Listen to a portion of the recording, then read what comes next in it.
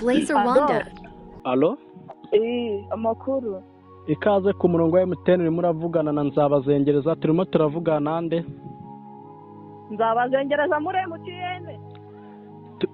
turimo turavugana urimo kuvugana n'umukozi wa MTN. Ese ni ngombwa nkwibwire muri MTN ntabwo muba mufite amazina y'umuntu na nimero ye mukamenya uwo ari we? Amazina tuba tuyafite ariko nk'uko tuba tukwibwiye nawe uba ugomba kutwibwira mama. Yewe muvugana rero kumwita mama se nkahundi muravugana n'uwitwa Mapendo Anita. Watubwiye izina ryawe witwa ukareka batubwira ayo mazina y'ibirara cyangwa nagushaka ko tukubaza serivisi twagushakiraga? Mapendo Anita. Mama rero se dukunda abantu bajya batugora aho tugiye gufasha abakiriya b'ibigoryi turabibabwira. Nawe rero ndi kumva uri umukiriya w'ikigoryi umuntu reka kureke. Ndi ikigoryi wangegera we ubwo uramfasha iki ngiye ntakifasha wa mabyiwe. Amabyi niwe wanda yawe y'umukobwa uwo mukozi wa MTN araguhamagara ugafunga umutwe gutyo wamabyiwe. Ariko si umukozi wa MTN ahubwo utukana gutyo wacinye ndaro we ninde ngenda kwiyante uranyita indaya ndi indaya yaso ndi indaya yawe ya mukuru wawe ya murumuna wawe indaya yande wakigoryewe. Utari indaya se ni gute waba uri umuntu muzima umuntu yakubaza izina ryawe ukamubwira ibizina ngo byanita Mapendo ni abadayimoni bo kwa so nabo kwa nyoko nabo kwa mukaso nabahe wanda yawe y'umukobwa. Ariko wa dayimoni wari wowe wasaze wabaye iki umpamagara nkura muri mundo mu byo niberemo uramfasha icyo ubundi ngiye natakifasha wakigoryewe ndakwiyamye wacawe. Gafashwe irimbi rwo kwa so gafashwe imva bazaguhambamo gafashwe imva bazahambamo abana bawe wamabyiwe.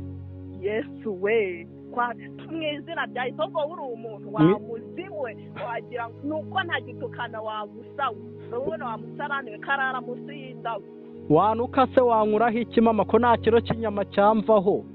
Nakubwiye ngo ntwongere kunyitayo ngende inyoko wawe mabyiwe. Ziba inyoko nshatse kuri so kuri musaza wawe murumuna wawe iki cyawe uri iki se ndakwita indaya ukavuga nakwita mama ukarira nakwita umukecuru ukarira wamabyiwe.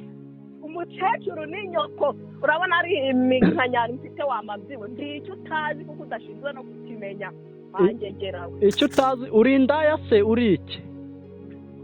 Ntabushinzwe kumenya icyo nicyo uranyumva neza wa musarani we. Nyine nkubaza ujye witonda ubanza wumva ikintu umuntu agushakira nimba nkwamagenda umukozi wa MTN wari kunega amatwi ukumva uri kumva umukozi wa MTN ufite urujwi nk'urwo ngurwo bose ndabazi nanjye niho nkora wamabyiwe kugeza uwakunyereka waba ufite umuntu uri nk'umuzenguruko wa tuwarete ibizuru wagira ni impande 3 z'ikariso ugutwi kawe nakikingaho nkanya warangiza ukambwira ubusa niki tutamfasha nakifasha.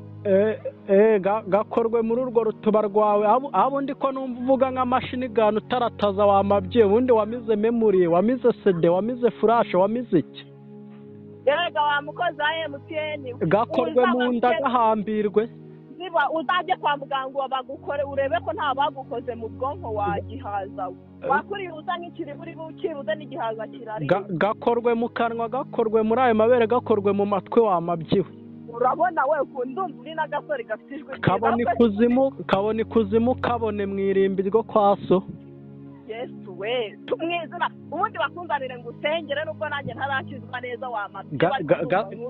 Gasengera abana bawe bapfuye gasengere nyoko na so wamabyiwe yapfuye nubwo ntagitukana wangegera gahuza imyo na nyoko. Ubundi se wanuka wanwara iki ko nakubwiye ko ntacyo wanwara ko nta kiro cy'inyama cyamvaho? Yesu we uri umukozi wa MTN none se uri kumva ndi iki wandaya we?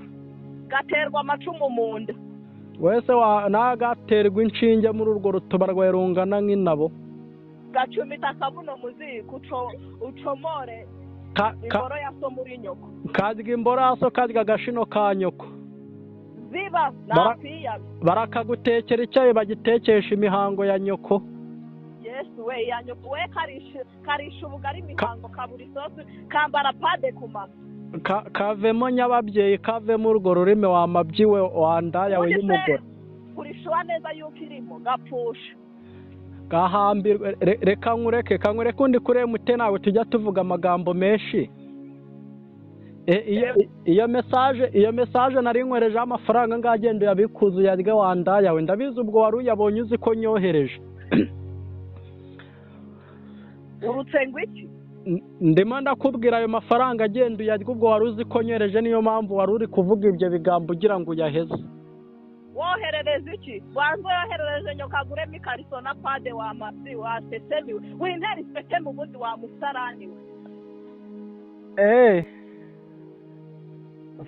sawa umunsi mwiza mukecuru wandayawe umunsi mwiza umukecuru ni nyoko uzabanza uhengeze ku myanya kurebe ko nta mishubi iriho